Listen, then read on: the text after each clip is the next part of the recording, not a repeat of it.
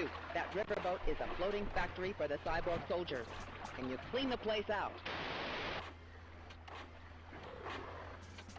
Hey everybody, welcome back to Duke Nukem 0 Hour. I'm still Negroth. I still have Deceitful Penguin here with me. Not even bannings will stop me. Okay. But yeah, we are up Ship Creek, as apparently the name of the level is stating. Yeah, it's painful. It's a painful pun. It's like shitting a ship or something. I've had some fecal matter come out sideways, and it's felt, like a ship has landed. I've been known to lay a Bismarck.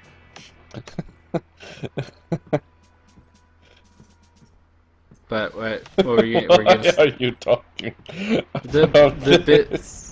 The Bismarck sank, and it was a tragedy. The Bismarck sank just outside of Iceland, actually.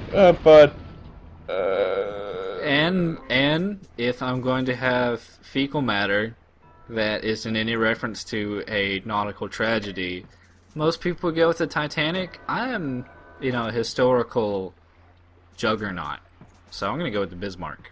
Yes, actually, I like the Bismarck a lot better because it's like, biggest ship ever, motherfuckers! How are you gonna sink this ship? Well, we're gonna shoot at it. Well, scheiße. Yeah, and, wasn't it also the name of a guy?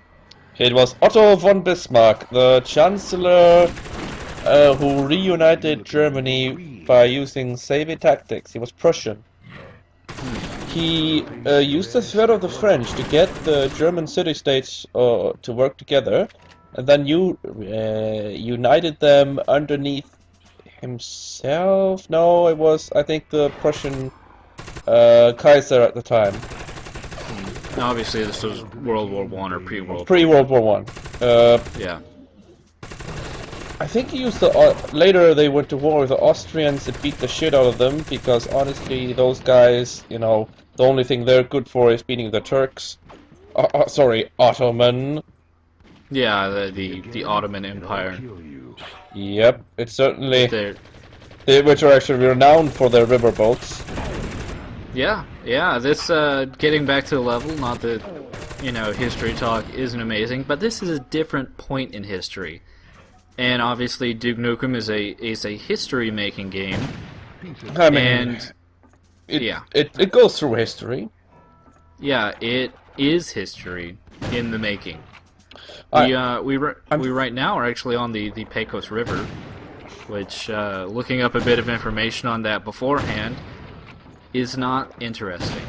So it's made from the blood of Christ or something. Yeah, it's in like the Sangria de Cristo Valley or area or something. To bring things back on topic, at the time this game is happening in the Ottoman Empire, things aren't going too well.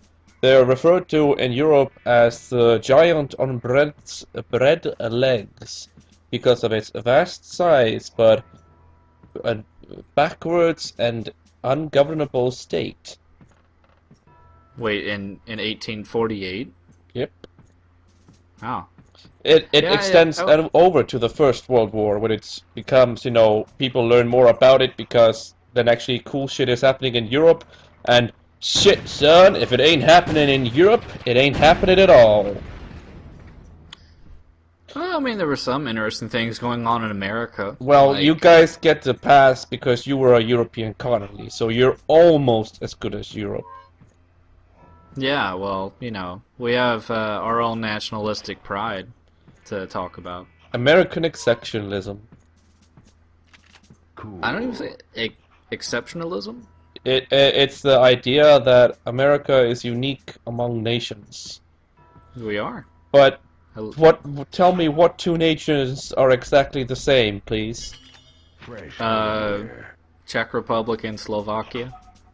Touché. But this level is, honestly, the first time I was playing through it, it was causing me quite a bit of problems. It's not really helpful in trying to tell you, where you really need to go. It's a bit vague about that, because we went all the way to the outside of the riverboat to get a key that we didn't actually really need at all. It actually just unlocked a secret. The actual key that we needed, though, was kind of in the balcony area relative to the actual stage. But how would you have known that? By exploring for hours and hours and hating yourself for it. Yeah, I mean, why would you not want to explore this Boom. beautiful riverboat with its explosive furniture and swordfishes? Actually, I think I know this. Like I talked to you about before, plastic before times was made from nitroglycerin, but that like with tape from movies, and so it was very explosive.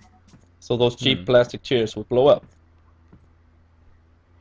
Yeah, but as I point out to you, this was way before the invention of plastics. Or they just put a wooden texture over it. It's still plastic underneath. I can see that. I can definitely see that happening. But yeah, the key that we got, which was the level 1 pass key or something like that, opened up this area, and for the longest time I just couldn't recognize the fact that there was a door there. And I just ended up doing a bunch of unnecessary laps around the riverboat. And when I finally found out that was a door, I kind of wanted to give up on the game. But I am not a quitter. No siree, sir. Especially not with the idea that this is only the halfway point in the game. So that's... Oh, God. Yeah, this is probably the longest Duke Nukem third-person outing. The other games were a bit more lenient. They had maybe 14 levels, and those levels never really got past about 10 minutes. The 64, though, had so much cartridge space. So much cartridge space. Say hello to our new friend. Yeah, you gotta be very careful, because obviously since we're in a cyborg factory, we're gonna be attacked by cyborgs. Now, they may not seem very impressive, but this was mostly due to the fact that I had to figure out a good strategy to take them down. They're so impressive, the computer lags. Yeah, well, that's mostly due to the sketchiness of the emulator, but, whatever. Needless to say, they have two primary means of attack. One of them is the stupid bouncy lasers, which don't really do much damage, but they have this other red laser that does a tremendous amount of damage, and it's just rapid fire, and they have so much health. It's just really stupid. Really stupid. Something in this game. I am shocked, Paul. Yeah, it's like we needed a bullet sponge enemy.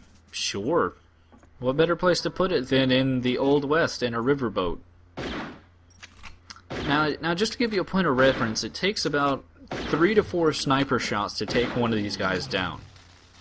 Pretty much every other enemy in the game, whether it be a pit cop or any like the little lizard men, they take about 1 sniper shot to take down. These guys take 3 to 4 times that. So imagine if it was any other weapon, like the shotgun. It would take probably about 20 shotgun shells to take it down, while it's constantly pelting you with these stupid lasers. And it's not like they're like a mid-boss or something. They're a normal enemy on the stage. Well, they had to make it terrible again after giving you better weapons, see? Well, yeah, after the previous level where they decided to take all your weapons yet again. And what's even more confusing is that the ammunition they drop is for that bouncy laser. Except, guess what we don't have? We don't have the bouncy laser. And even if we did, it would be fucking horrible. Yeah, it would probably take about 150 bouncy laser shots. And I'm more comfortable saying bouncy laser because the actual name of it, which is like gamma beam or some stupid shit like that, is just really dumb. I'm like sad. Million babies. I'm sad we can't commit an alien abortion. Well, I don't know. District 9 was awesome, so now alien abortions are also awesome. Yeah, also this is a bit of a dick trap. one of those teleports will bring you back to the outside of like the riverboat, like to the beginning. And the only way to know is like there's a security camera next to both of them, and one of them will show you like the outside of the ship, and the other one will show you like a part of the ship you haven't been to. You know, that's just you either trial and error solving it, or you know, using some monochrome of brain power to like figure it out. But if you're playing this, you obviously if you had a brain at the start, it will certainly have